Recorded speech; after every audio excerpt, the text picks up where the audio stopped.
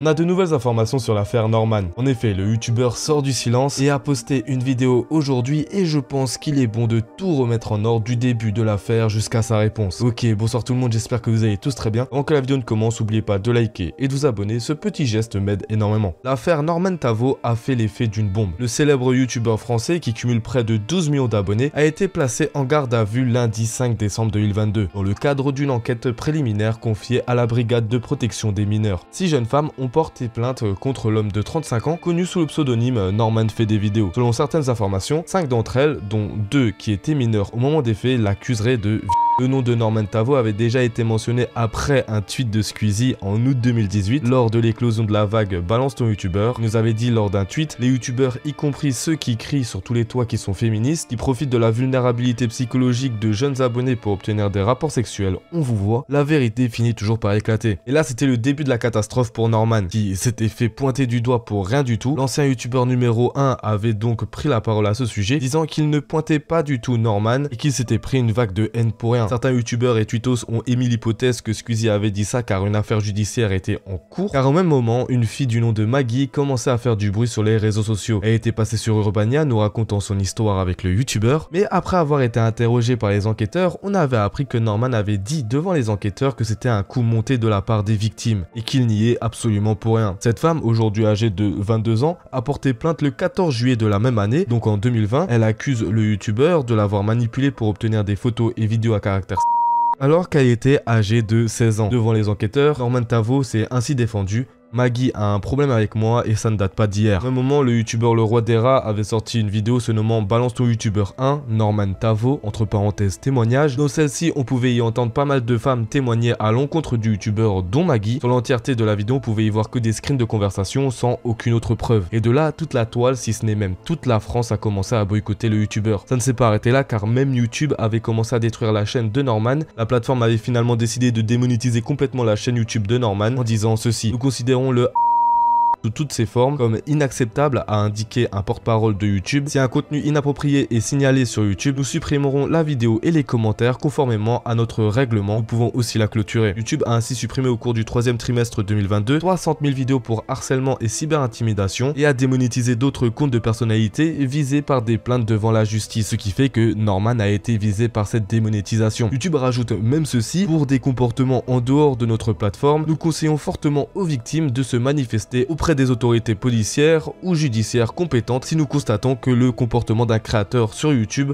ou en dehors nuit à nos utilisateurs, à notre communauté, à nos employés ou à notre écosystème. Nous prenons alors des mesures supplémentaires pour les protéger. Et malheureusement, ce n'était pas la seule plateforme à se dissocier de Norman, car après son placement en garde à vue, le groupe Webedia, donc Allociné, Pure People, etc., avait annoncé suspendre sa collaboration avec Norman. Car oui, les nouveaux studios de Norman se trouvaient à Webedia, là où Cyprien, Inoxtag et d'autres youtubeurs se trouvent, donc tout lui a lâché du jour au lendemain. Mais est-ce que c'est mérité? Car à ce moment-là, on n'avait que des dires de la part de la presse et des médias. Sur l'histoire, on n'a que eu des témoignages des deux côtés. Ça s'est arrêté là. Et ça, c'est un gros problème. C'est que beaucoup de personnes, médias et entreprises se dissocient directement d'un influenceur pointé du doigt sans avoir aucune preuve. C'est surtout ça que je veux souligner avec vous. YouTube ainsi que Webedia et d'autres plateformes disent prendre les devants sur cette histoire en sanctionnant Norman. Sauf que pour ce cas-là, aucune avance ne doit être prise de la part des plateformes à mon sens. Elles avaient aucune information supplémentaire et devaient tout simplement attendre la fin de l'enquête. Moi je trouve ça juste dingue personnellement que YouTube prenne des décisions comme ça alors qu'on n'avait jamais vu ça auparavant. Certaines personnes vont se dire que c'est une bonne nouvelle car YouTube se rapproche un peu plus de ses créateurs ainsi que des utilisateurs, mais à mon sens tu dois faire ça quand tu sais le fin mot de l'histoire. Car là c'est juste des préjugés, comme si on accusait une personne pour meurtre alors qu'en fin de compte elle n'y est absolument pour rien. On a eu une histoire similaire avec le streamer Amaru, tout le monde l'avait lâché du jour au lendemain, dont des mecs qui travaillaient avec lui depuis le début. T'en fais pas Tommy, on t'oublie pas. Et au final on s'est tous rendu compte que beaucoup d'accusations étaient fausses et infondées et que Amaru s'était fait lyncher pour rien du tout. Et là actuellement Norman a sorti une vidéo nous expliquant ce qui s'est passé ainsi que le train de vie horrible qu'il a dû subir pendant 2 ans. Et là croyez-moi que ça va faire une Amaru V2, tout le monde va retourner sa veste, ça va être phénoménal. Mais du coup en parlant de cette vidéo, qu'est-ce qu'on apprend et quels sont les points que j'aimerais aborder avec vous? Dans un premier temps, Norman nous dit que cette affaire a été classée sans suite. Le 11 octobre 2023, le procureur de la République, sur réquisition du parquet, l'a délié de ses accusations prononcées annonçant un classement sans suite. Norman n'a pas exploité sa notoriété ni la potentielle vulnérabilité des plaignantes au point de tromper leur consentement. Aucun témoignage ne permet cependant d'établir avec précision des comportements déplacés à l'encontre des plaignantes ou d'autres jeunes femmes. On apprend aussi que sur toutes les plaintes qui ont été faites à l'encontre du youtubeur, seulement 2 ont été retenues. On sait aussi d'où cette histoire commence et comment le youtubeur a été trompé par ces femmes-là, car le youtubeur, avant d'être en couple avec sa femme actuelle, était présent sur l'application Tinder. Il dit s'être fait tromper par ces femmes car elles avaient mis un âge plus élevé que ce qu'elles n'avaient déjà. Commençons donc une conversation avec elles, ce qui a amené à avoir des discussions érotiques avec des femmes qui mentaient sur leur âge. Du jour au lendemain, j'ai tellement été sali,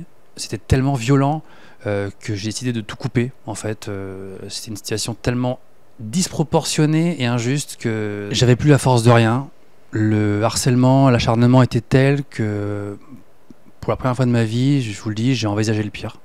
Voilà, donc pour répondre à la question, non, pas bien du tout. Peu à peu, j'ai découvert qui étaient mes accusatrices et ce qu'elles me reprochaient. C'est comme ça, par exemple, que j'ai appris avec effroi que 2 d'entre elles, avec qui j'avais effectivement échangé sur Tinder, une application qui, je le précise, est strictement réservée aux personnes majeures, avaient délibérément falsifié leur âge. Que ce soit clair pour vous, car ça l'a été pour la justice, je n'aurais jamais échangé avec ces filles si je n'avais pas été dupé. Je ne vais pas vous refaire l'historique de chaque histoire, mais dans chaque situation, j'ai pu apporter mes preuves, mes arguments et ma vérité. Et déjà, dès le début, on avait des témoignages assez bancals de la part de certaines victimes. On a la plus connue, Maggie, encore une fois, qui sur Urbania nous avait dit ça. Puis j'ai attendu dans un McDonald's proche de l'aéroport. 2 heures après que son vol soit arrivé, il m'a juste écrit pour me dire « Bon, on peut se voir demain parce qu'aujourd'hui, j'ai pas le temps finalement. » Puis moi, je venais de faire comme tout plein de sacrifices pour être capable d'être là. Finalement, j'y avais écrit un gros texte pour expliquer que je voulais plus le voir puis qu'il m'avait comme brisé. Sauf que, par la suite, devant les enquêteurs, Norman nous a affirmé une situation complètement différente. Lorsque je suis arrivé à l'aéroport avec mes collègues, pas de Maggie. Je la trouvais vraiment fragile et instable. J'ai donc décidé dans un long message bienveillant sur Snapchat de lui dire qu'on n'est pas sur la même longueur d'onde et que je n'étais pas intéressé. Elle pensait qu'on allait faire notre vie ensemble. Suite à ça, j'ai arrêté de lui parler. J'ai tourné la page et je n'ai pas essayé une seule fois de rentrer en contact avec elle depuis. C'est comme si après ce message, Maggie avait une sorte de vengeance à faire. Par contre, dans la vidéo de Norman, ce qui m'a beaucoup touché, c'est toute la haine qu'il a subie. Il nous dit que lui ainsi que sa femme et sa fille se retrouvent harcelés et dévisagés au quotidien. Et c'est ça le problème avec les réseaux sociaux. J'en parlais il y a quelques minutes, dès que quelqu'un se fait accuser d'un truc, les gens ne cherchent pas à savoir si c'est réellement vrai ou pas et suivent directement la masse un peu comme des moutons en lynchant non-stop cette personne. Et avec le temps, en parlant de drama, etc.,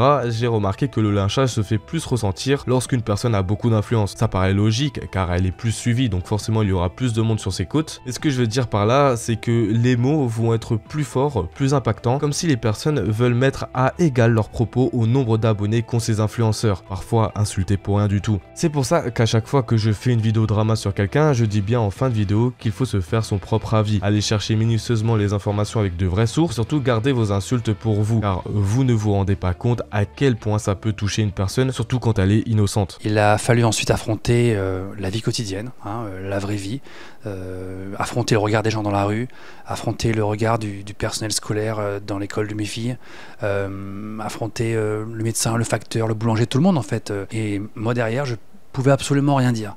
Donc ça aussi, ça m'a rongé à petit feu depuis 2 ans. Et je ne vous parle même pas des agressions dans la rue. Mais ça, c'est que pour ma part, parce que mes filles et Martha subissent un harcèlement sans précédent et incessant depuis cette époque. On ne compte même plus les centaines d'heures chez le psy qu'elles ont dû endurer. Mes filles ressentent tout, comprennent tout.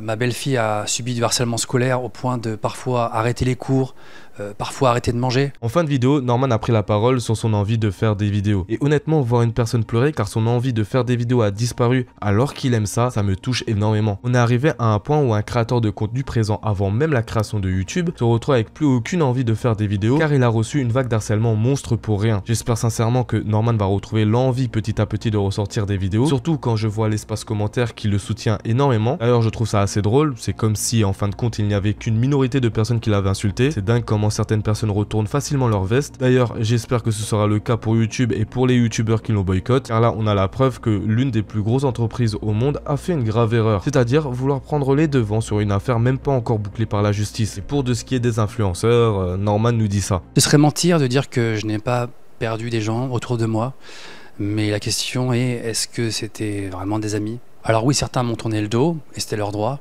mais étonnamment, c'était souvent ceux qui avaient un pied dans le monde médiatique. Forcément, ils ont protégé leur image. Ce que je sais, c'est que ceux qui comptent le plus pour moi sont ceux qui sont restés à mes côtés et m'ont soutenu dans les pires moments.